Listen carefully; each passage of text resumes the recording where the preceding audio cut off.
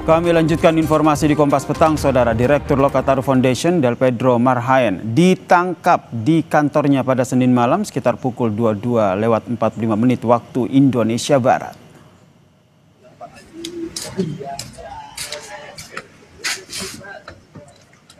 Dan saudara, inilah detik-detik penangkapan Del Pedro yang diposting di akun X. Polisi menyebut Del Pedro ditangkap terkait dengan dugaan penghasutan massa untuk melakukan tindakan anarkistis. Pemeriksaan masih dilakukan intensif atas dugaan pelanggaran tindak pidana tersebut. Lokataru Foundation mengecam tindakan polisi membungkam suara koalisi masyarakat sipil yang mengawasi kinerja pemerintah. Menurut Lokataru, Del Pedro dijemput paksa aparat tanpa dasar hukum yang jelas. Penangkapan ini adalah bentuk kriminalisasi dan mengancam dan merupakan ancaman nyata bagi kebebasan sipil serta demokrasi. Polisi membenarkan penangkapan itu, saudara. Del Pedro ditangkap atas dugaan menghasut massa untuk melakukan kericuhan di sejumlah wilayah Jakarta. Upaya penghasutan diduga terjadi sejak 25 Agustus di depan gedung DPR, sekitar Jalan Gelora, Tanah Abang, dan juga di sejumlah wilayah Jakarta lainnya. Del Pedro sudah ditetapkan sebagai tersangka. Polisi juga mengatakan penetapan tersangka ini dilakukan setelah polisi melakukan penyelidikan sejak 25 Agustus lalu.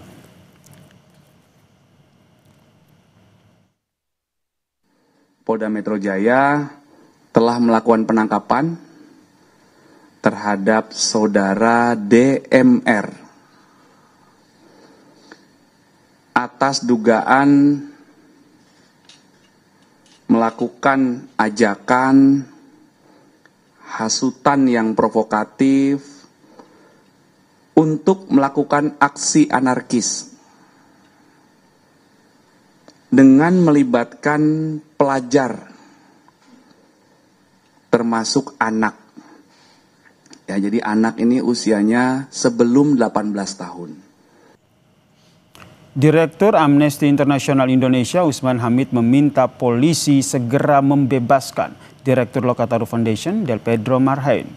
Usman yakin tuduhan penghasutan massa untuk melakukan tindakan anarkistis itu tidak benar.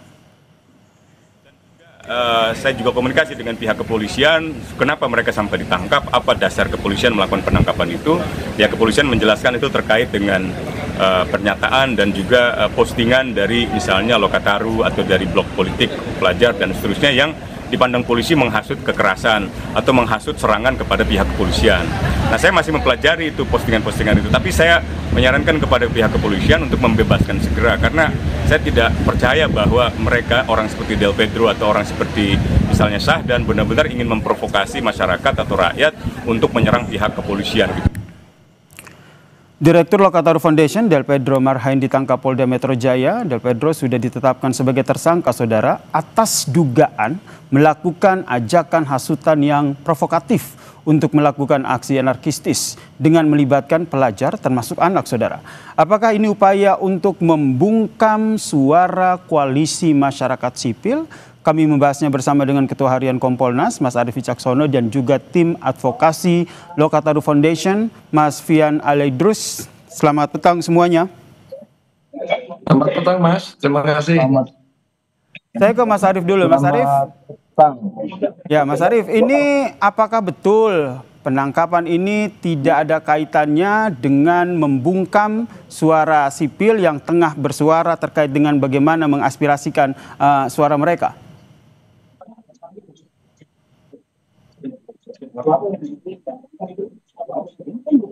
Mas Arief. Baik, kami coba perbaiki hubungan Zoom dengan Mas Arief Wicaksono, Ketua Harian Kompolnas. Oh, oke. Baik, Mas.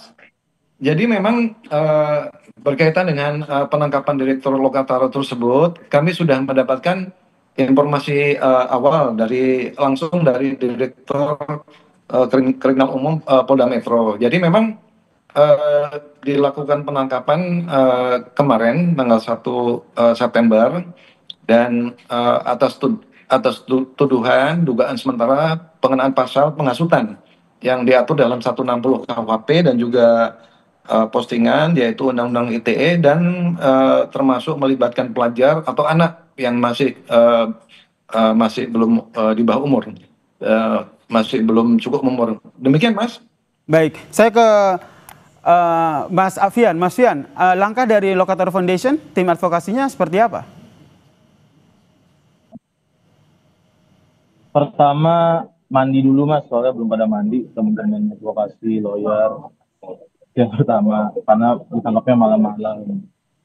Kalau ditanya langkah, ya tetap mengawal ini, karena ditangkapnya malam-malam, tapi apa yang mau kami sampaikan adalah ini kejam, Mas. Ini bentuk desain kambing hitam kepada organisasi masyarakat sipil, mahasiswa, kelompok NGO, LSM, segala macam yang secara fungsi dan peran memang tugasnya melakukan pendidikan politik, melakukan pengarusaman HAM, menyuarakan aspirasi publik, tapi tanpa dasar yang jelas, tanpa asbabun nuzul yang kuat, siapa perawinya, ya kan, tiba-tiba tanpa ada proses pemanggilan, proses silang, pemanggilan awal, tiba-tiba dituduh sebagai penghasut dengan pasal-pasal lapisan yang lain.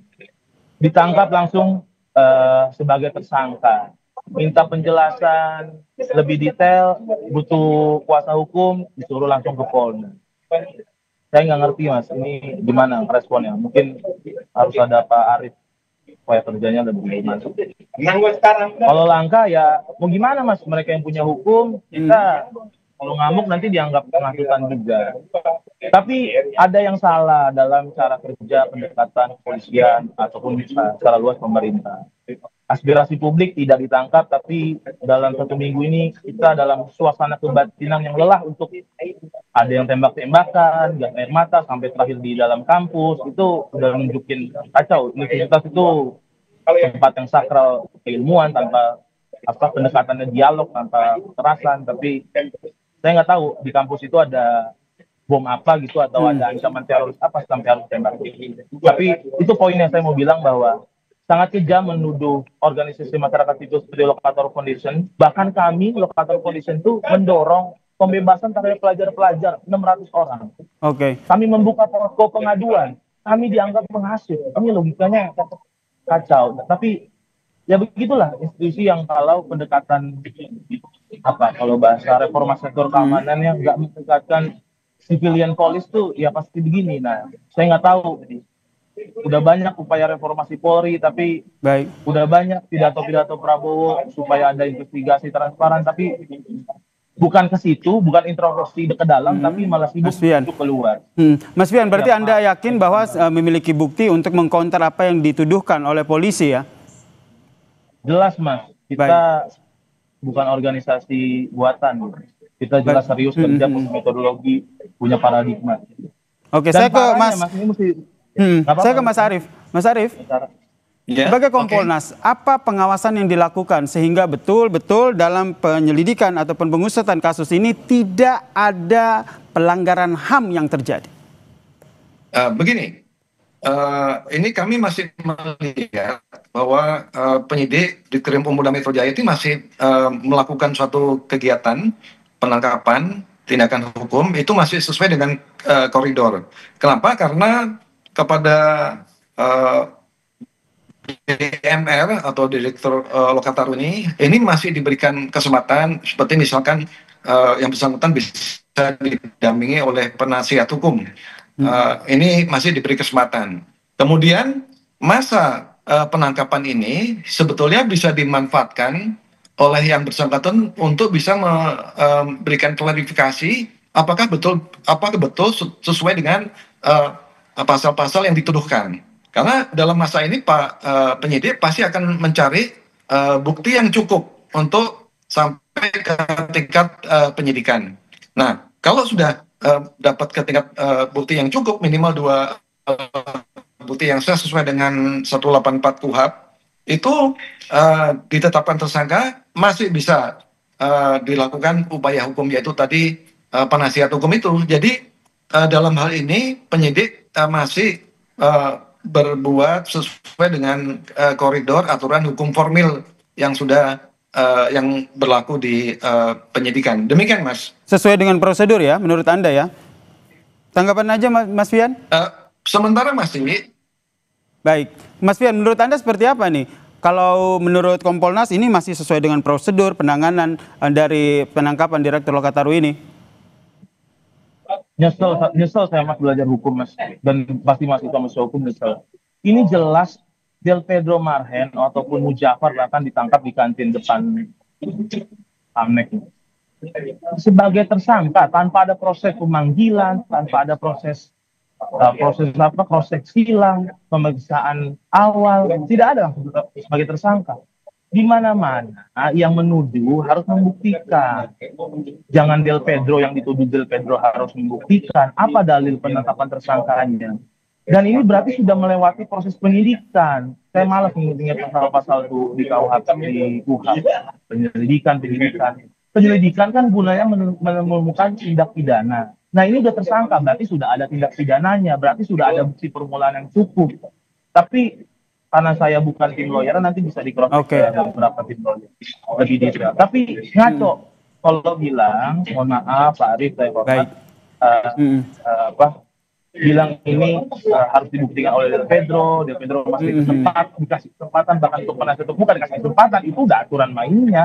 Kalau standarnya sudah begini ya, wajarlah kita berantakan begini negara kita. Baik, kita sudah tangkap apa yang dimaksud yang disampaikan oleh Mas Fian Ali Idrus selaku tim advokasi Lokataru Foundation. Kita nantikan seperti apa proses hukum selanjutnya. Terima kasih Ketua Harian Kompolnas Mas Arief Wicaksono yang juga telah bergabung bersama kami di Kompas Petang. Salam sehat semuanya.